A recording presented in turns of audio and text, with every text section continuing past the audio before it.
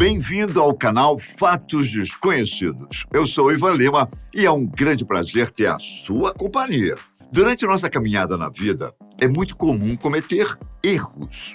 Esquecer a luz acesa, queimar a comida, não abastecer o carro. Alguns são simples e não causam tantos problemas, mas em contrapartida, outros erros podem sair bem caros.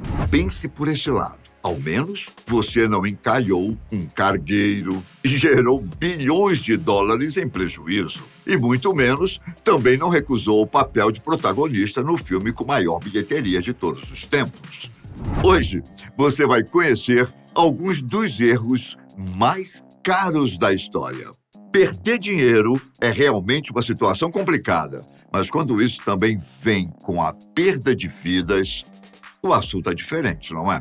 Na noite do dia 12 de agosto de 2015, a cidade portuária de Tianjin, na China, foi palco de uma série de explosões catastróficas, vindas de um terminal de containers cheio de produtos inflamáveis. O caso foi semelhante ao que aconteceu no porto de Beirute em 2020.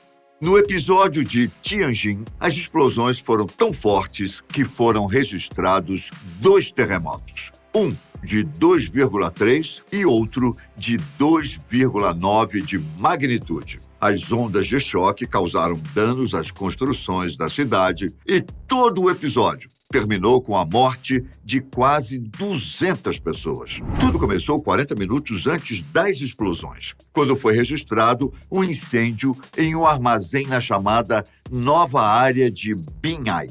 Dentro do local estavam armazenados produtos químicos muito perigosos, como cianeto de sódio, nitrato de potássio e aproximadamente 800 toneladas de nitrato de amônio. Trocando em miúdos, eram compostos voláteis e altamente explosivos. Além desse perigo, havia ainda a questão de que não foram seguidos os regulamentos de segurança. A norma dizia que prédios e instalações públicas deveriam ser construídos a mais de 1 quilômetro de distância da zona perigosa. E para deixar a situação pior, os responsáveis pela instalação não tinham noção de todas as substâncias perigosas existentes no local, graças a uma má manutenção dos registros. Bastou o início de um incêndio para que tivessem início explosões com a força de mais de 280 toneladas de TNT. Fora as vidas perdidas, quase 800 pessoas ficaram feridas e centenas de carros da Volkswagen, Renault, Kia e Hyundai, que estavam a 91 metros de distância, foram destruídos. No total, o prejuízo financeiro chegou a 473 milhões de dólares. Depois de uma investigação, funcionários do governo e proprietários de depósitos foram responsabilizados e presos por não seguirem as normas de segurança. Já as famílias das vítimas receberam uma compensação financeira, embora saibamos que nenhum dinheiro no mundo é capaz de pagar por uma vida perdida. Enquanto isso, quando falamos de áreas de trabalho, por acaso você já se arrependeu de ter recusado o emprego? Imagino que muitas pessoas já passaram por isso, principalmente se pegarmos histórias de atores em Hollywood. É verdade que algumas vezes o artista até se sente aliviado, já que o filme não foi bem recebido pela crítica. Só que em outras ocasiões, ter recusado o papel pode sim ter sido um grande erro. O ator Matt Damon, por exemplo, astro da franquia Jason Bourne, simplesmente recusou o papel de protagonista no filme Avatar, do diretor James Cameron. O papel acabou indo para o ator Sam Worthington e o filme se tornou a maior bilheteria da história de cinema. O problema de ter recusado o papel não tem a ver com a popularidade de Avatar, mas sim com o dinheiro que Matt Damon receberia. O diretor ofereceu a ele 10% do lucro do filme. Vamos fazer as contas? Avatar arrecadou mais de 2 bilhões e 800 milhões de dólares. Tirando a parte que vai para os exibidores e os custos com marketing e produção, o filme deve ter rendido 1,2 bilhão para os responsáveis. Sendo assim, o ator teria recebido a bela quantia de 120 milhões de dólares. Agora pense comigo. Nos próximos anos, Avatar ganhará mais 4 sequências, com a primeira estreando em dezembro de 2022.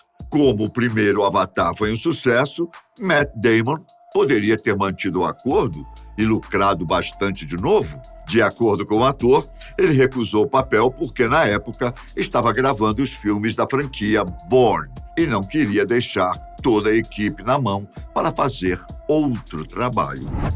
Direito, né, da parte dele.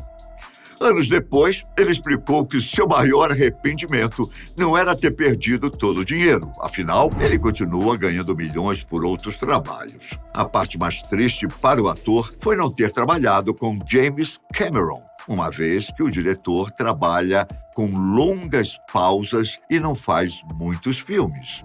Da mesma forma que podemos perder dinheiro por conta de decisões, não é? Também podemos perder uma boa grana por falta de atenção. E no caso que eu vou lhe contar agora, a falta de atenção com a ortografia foi o grande motivo. Todo mundo escreve palavras erradas diariamente, não há como fugir. Só que nenhum dos nossos erros chega perto do que um vendedor do eBay cometeu em 2007.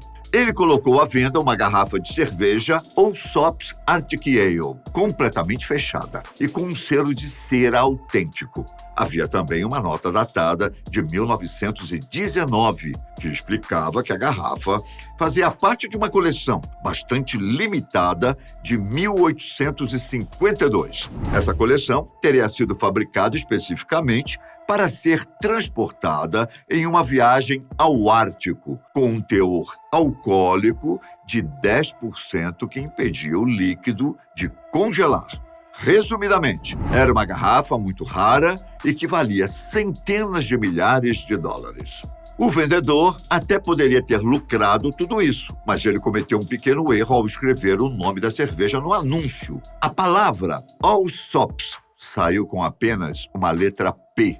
Hoje em dia, quando pesquisamos uma marca na internet, os sites mostram sugestões de páginas com nomes parecidos, que não tenham sido escritos exatamente da mesma forma que pesquisamos. No entanto, lá em 2007, essas opções não eram tão refinadas. Por causa disso, o anúncio do vendedor recebeu somente 2 lances e a garrafa acabou sendo vendida por $304. Ao perceber que o que tinha em mãos valia muito mais dinheiro, o comprador fez um novo anúncio para a cerveja menos de 2 meses depois. Dessa vez, com o nome escrito corretamente. Com isso, a garrafa recebeu nada menos que 157 lances e foi vendida por $503.300. A moral da história? Sempre revise o que você escreve. Olha lá. Uma segunda leitura é importante, porque também pode ajudar você a não prometer algo que não consegue cumprir, como aconteceu com a concessionária Roswell Honda, que fica no estado americano de Novo México. Em 2007, uma empresa de marketing foi contratada pela concessionária para enviar 50 mil raspadinhas aos moradores da cidade de Roswell. O plano era que apenas um bilhete fosse premiado com $1.000. No entanto, um erro de impressão fez com que todas as 50 mil raspadinhas saíssem com o prêmio. Ou seja, todo mundo que recebeu um bilhete ganharia $1.000 e a concessionária teria que desembolsar nada menos que 50 milhões de dólares em prêmios. Mesmo que o erro tenha sido visto antes das últimas 20 mil raspadinhas serem entregues, evidente, não havia como voltar atrás em relação às outras 30 mil. Como a concessionária não pagaria o prêmio para todas as pessoas, toda a disputa foi cancelada e cartões de $5 do Walmart foram oferecidos às pessoas como compensação. Viu? Como revisar é sempre importante? Agora, vindo um pouco mais à frente no tempo, chegamos a março de 2021. Em plena pandemia, os jornais começaram a noticiar que um cargueiro muito grande, de 400 metros de comprimento, encalhou no chamado Canal de Suez, no Egito. Um episódio como esse é um tanto quanto comum no mundo naval. A diferença é que, dessa vez, a embarcação Ever Given estava encalhada em uma das principais passagens do comércio mundial. O Canal de Suez conecta a Europa e a Ásia e é uma verdadeira mão na roda para rotas marítimas, visto que as embarcações não precisam contornar toda a costa africana para chegar ao destino. Com isso, são economizados tempo, 7.000 quilômetros de percurso e, claro, dinheiro. A questão é que toda essa facilidade foi por água abaixo quando o Ever Given enfrentou os fortes ventos de uma tempestade de areia e bloqueou a passagem de mais de 400 embarcações. Como o Canal de Suez é estreito, com 213 metros de largura, bastou o Ever Given encalhar na diagonal que surgiram cerca de 300 bilhões de dólares em perdas econômicas. Por que toda essa quantia, você me pergunta? Acontece que foram necessários 6 dias e 7 horas para liberar a passagem no canal, além das escavadeiras, que tiraram mais de 28 mil metros cúbicos de areia. Mais de uma dúzia de rebocadores foram acionados para mudar a posição do cargueiro. Aproximadamente 9 bilhões e 600 milhões de dólares de tráfego marítimo ficaram bloqueados por dia e os proprietários do Ever Given ainda tiveram que pagar 900 milhões de indenização. Que dor no bolso, não é mesmo? Me conte nos comentários qual erro lhe custou uma boa grana e até a próxima. Fiquem com Deus, um grande abraço. Tchau!